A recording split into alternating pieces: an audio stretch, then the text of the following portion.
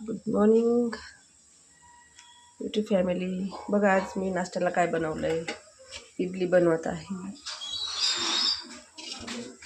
नाही बघा कशी झाली इडली आपली, एकदम भारी. सांबार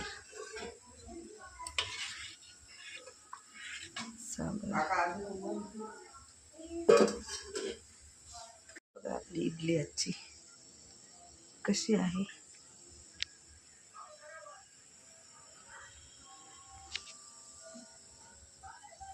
या खायला.